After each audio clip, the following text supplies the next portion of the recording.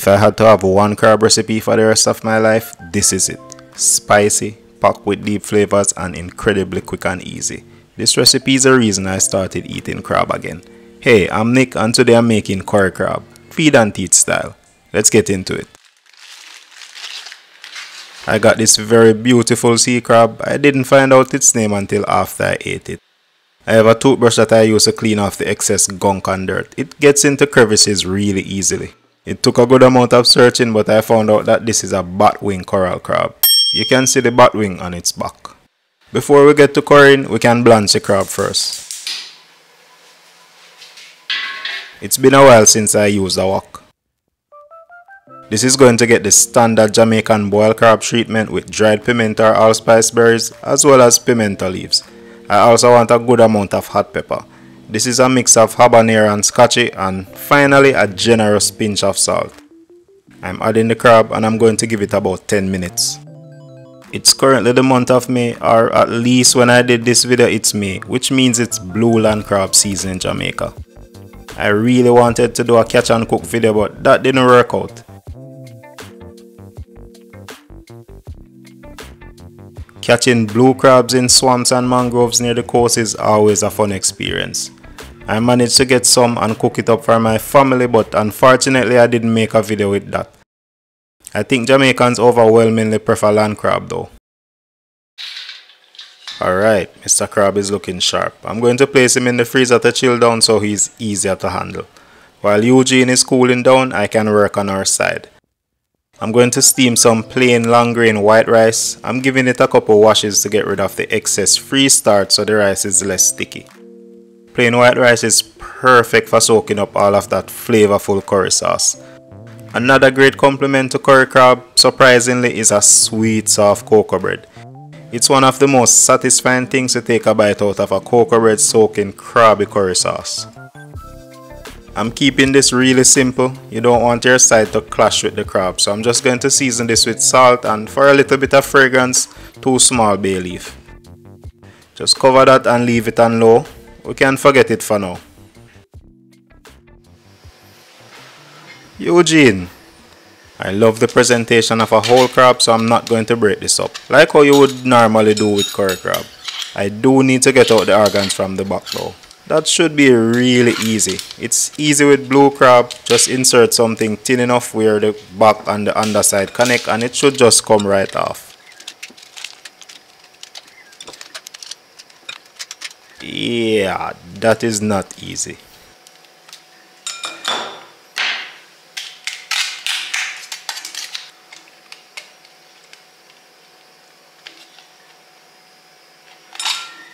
Yosh, finally. I've seen some people eat some of these organs, but sorry, I'm not some people, so everything must go.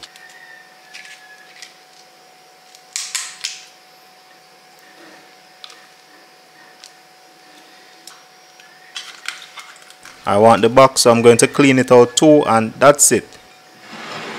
Give that a quick rinse and we can now get started on the curry sauce. I'm bringing back the wok and it's going on the highest heat. I want a big splash of oil. I'm going to use curry powder and that usually absorbs all the oil and make for a bad saute. This next ingredient is what's traditionally used in Jamaican curry crab. This is annatto-infused oil. Oil holds on to the color and flavor of annatto really well. I made it by slowly heating annatto seeds in a neutral oil for a few minutes. Blending to release all those subtle earthy flavors from the seeds. And finally straining to remove the broken seeds to get this beautiful oil. A solid tablespoon is good. Hit that with 1 whole head of chopped garlic, 2 to 3 stalks of chopped scallion or green onion, 1 sliced onion, hot pepper, habanero and scotchy. I prefer scotchy, but I got a ton of free habanero, so I'm trying to use them up. It's still really good though.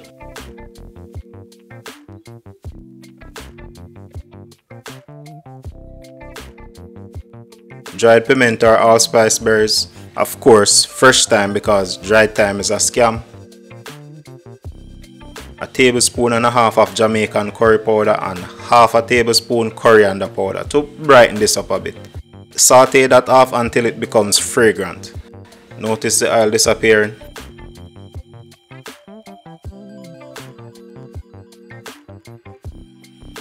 Next, deglaze with about a cup of coconut milk.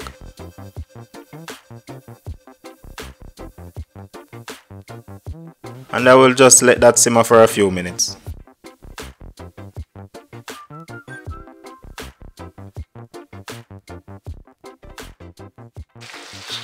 This will reduce a lot more, so I'm adding about half cup of water,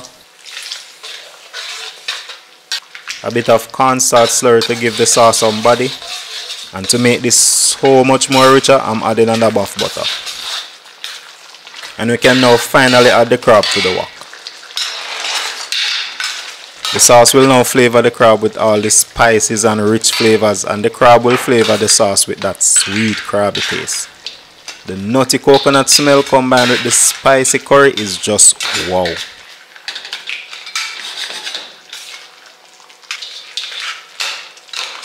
This is just me trying to prove the concept, but come on, you already saw the thumbnail, so you know it works.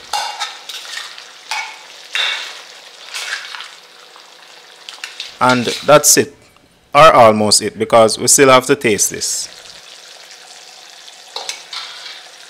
That is it. It just needs a pinch of salt and a pinch of sugar to round out and balance the sharp spices. The annatto flavor is subtle, but it grounds the dish with some earthy notes. I'm just making sure everything is mixed in properly.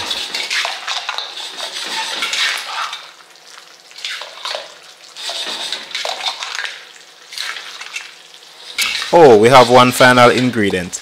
I like to add them late because I don't like the excessive slime. That and they cook really easy.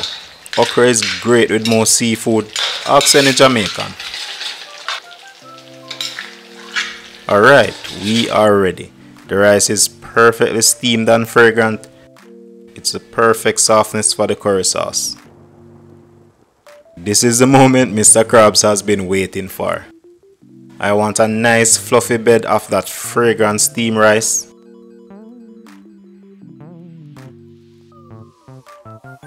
Next, hit it with that okra. These are still crunchy and not overly slimy, and they soaked up all the flavors. It's Eugene's bedtime.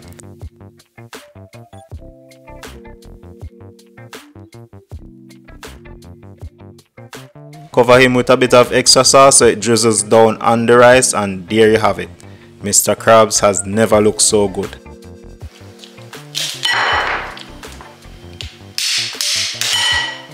That's a tad bit overcooked, but it really doesn't matter. You could boil a shoe in this sauce and it will still be good. First time having this crab, and it has a really clean, sweet, tender taste. This is good.